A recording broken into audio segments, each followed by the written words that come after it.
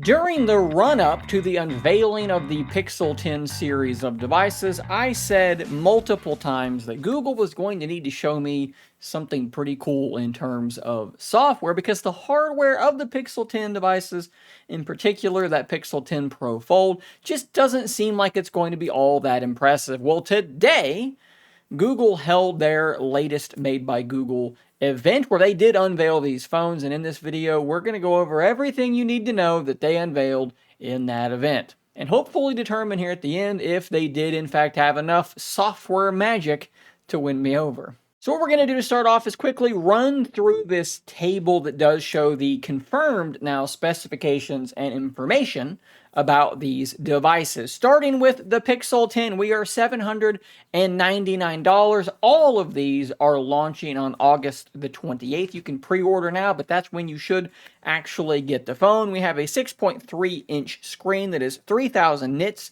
of peak brightness. We do have, of course, the Tensor G5 in every phone we're going to talk about in this video. And of course, that is the new processor from Google, made by TSMC. Should be a bit faster, should be more efficient as well. 3nm process and all that good stuff. We do have 12 gigs of RAM in the base model, 16 in the others. I have my cursor caught in the screenshot I took. Oops. 4970 milliamp hour battery on a 6.3-inch screen with a more efficient processor. That should be really, really impressive. And if you are someone who needs a telephoto zoom and it's always kept you away from the base model, well, they've added one. You now have a 48 megapixel primary, a 13 megapixel ultra wide, and it should be the same 10 megapixel 5x that is found in the foldables, which is absolutely sufficient. We also do have 30 watts of wired charging and 15 watts of wireless charging. Notice it says Pixel Snap.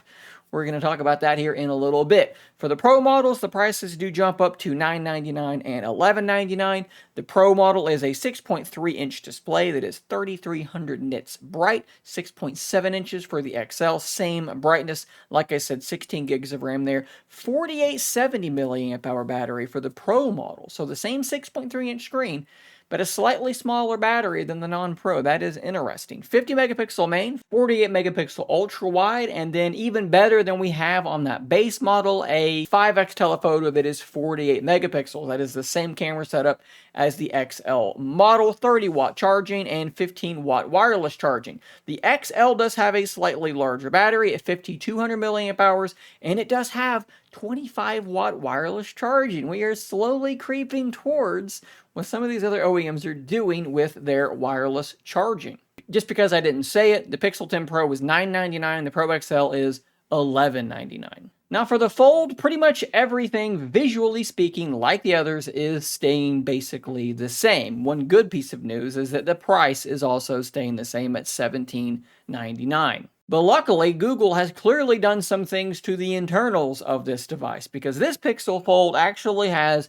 an IP68 rating. That means that it is protected against dust, and that 8 number at the end means it can be submerged in water deeper than 1 meter for something like half an hour. Top flagship competitors like the Z Fold 7 have only managed IP48, which basically means when it comes to dust ingress, they are not really protected at all. That number 4 means objects that are 1 millimeter across are what you're protected against. That's basically useless. 6 means dust, guys. That is very impressive. So Google says that they actually have a new gearless hinge that relies on cams to actually function, and because of this, they've been able to shrink some things down, and that has allowed them to expand the cover display to 6.4 inches, basically just getting a little bit wider. The inner screen is remaining 8 inches diagonal, but we do have that cool 90-10 split, which should allow you to make better use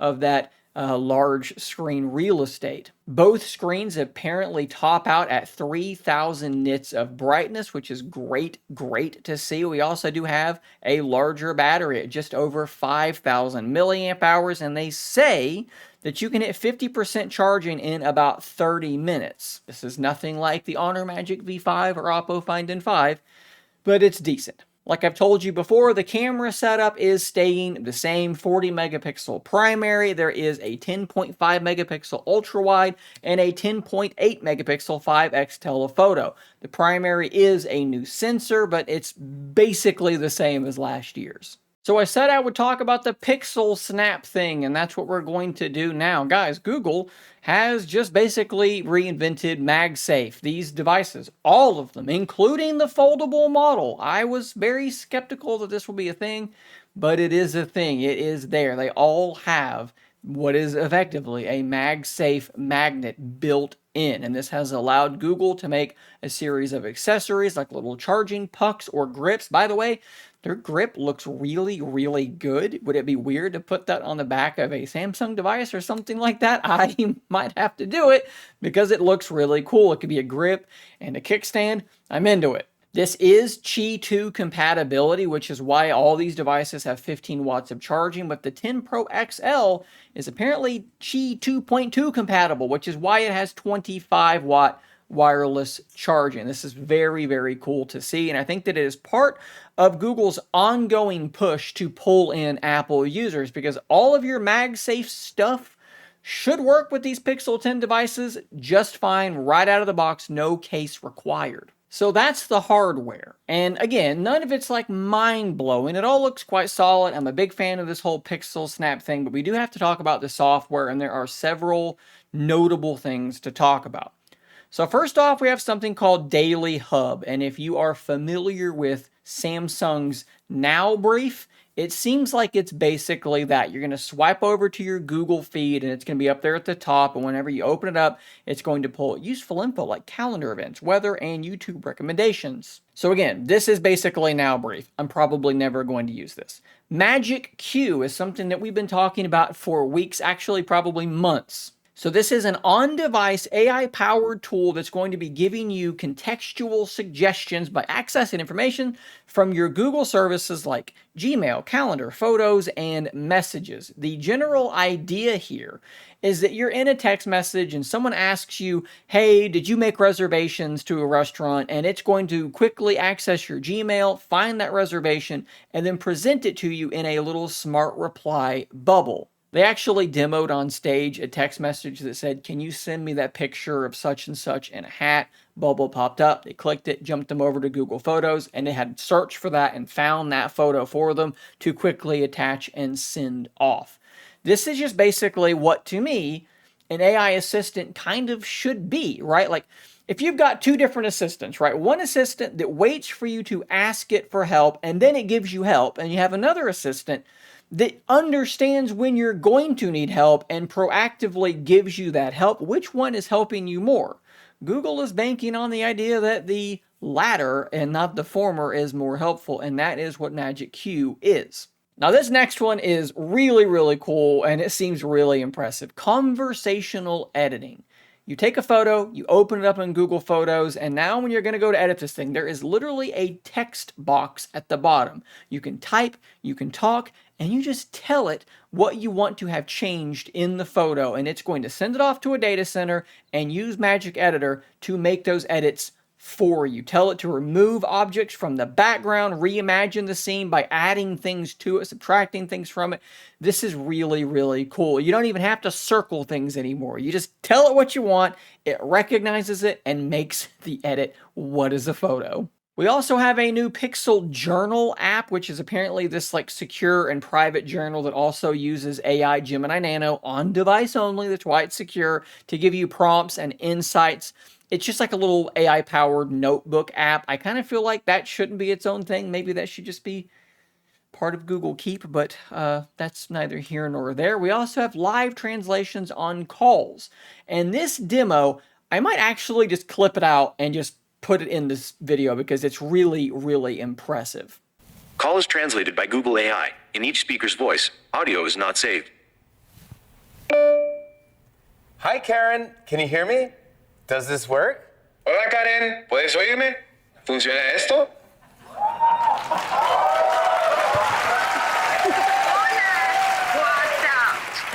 Hello. I'm the crazy person listening to you in Spanish. Okay, this is really cool. I can't believe how fast it's working. Esto es realmente genial. No puedo creer lo rápido que está funcionando.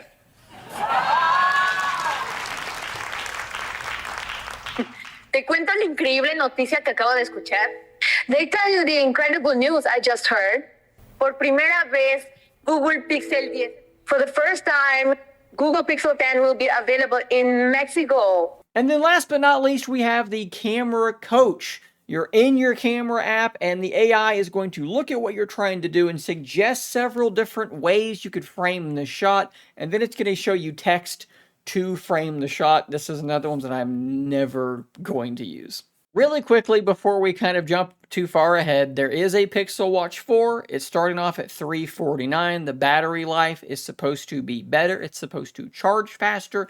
It's even got a new charging thing where the watch actually like sits down on the charger and it kind of looks like a tiny little clock. I think that is actually very, very smart. We have a new set of Pixel Buds, the 2As. They are $129 and they do have active noise cancellation, as well as the same little wingtip thing as the Pro 2s to hold them in place. Those are probably going to be really, really good, more budget-friendly earbuds. And of course, both of them have Gemini and all the AI stuff that you could ever imagine. So guys, that's pretty much everything important that was announced at that event. And now, like, the big elephant in the room, the big question is, knowing what we know now, am I actually going to buy the Pixel 10 Pro Fold to cover to review here on this channel? A lot of you probably know I am currently in the review phase of the Honor Magic V5.